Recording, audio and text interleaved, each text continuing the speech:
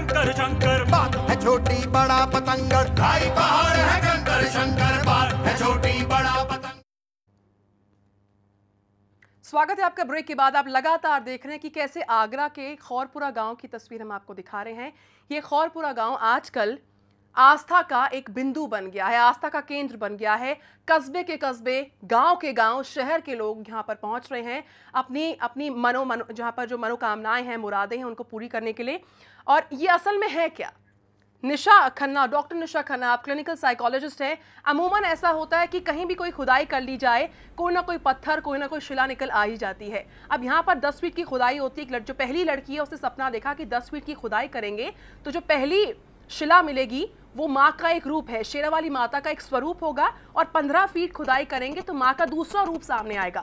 अब इसको सपना है, सपने में और हकीकत में बहुत फर्क होता है। और अगर हम ड्रीम और फेथ की बात करें तो आप कैसे उसको बताएंगी, उस तालमेल को?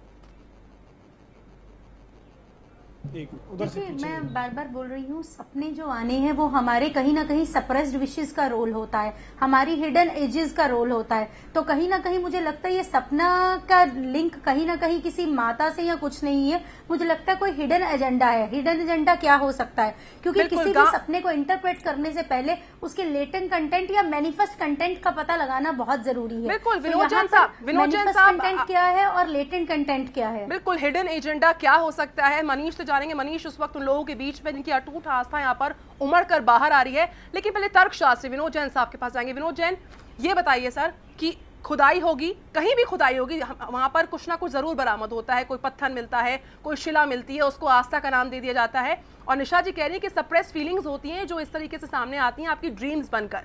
लेकिन यहाँ पर जो कुछ भी हो रहा है, गांव का विकास होगा, ये प्रतिमा बरामद होगी, ऐसा क्या वाकई में होगा? वो तो बात की बात है, पहले प्रतिमा तो मिले, लेकिन अब जो हो रहा है उसको डिफाइन कीजिए।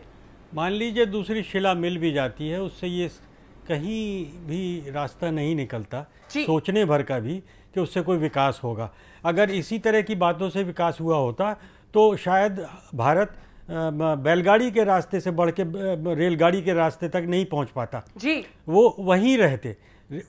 ये विकास की बात सोचने के लिए लोगों को एकजुट होना पड़ेगा, शिक्षा का सहारा लेना पड़ेगा, पढ़े लिखे लोगों का साथ लेना पड़ेगा, और सरकारी कुछ एजेंसियों को साथ लेना पड़ेगा, और ये सोच विचार करके कि इस गांव में क्या क्या किया जाए कि वो विकास हो, तब कुछ विकास की बात हो सकती है। इस तरह की बात करने से तो अंधविश्वास ही बढ़ेगा और लोगों में अपने ऊपर भरोसा ही गायब होता चला जाएगा। और वो एक मकसद होता है इस तरह की बातों को ऑर्गेनाइज करने का। बिल्कुल बिल्कुल, आप बने रहिए हमारे साथ। एक छोटा सा ब्रेक हमको लेना पड़ रहा है। ब्रेक के बाद सीधे रुक करेंगे आगरा के खौरपुरा गांव का। मनीष प्रसाद लगातार वहां से लाइव रिपोर्टिंग कर रहे हैं, मनीष के साथ लौटेंगे।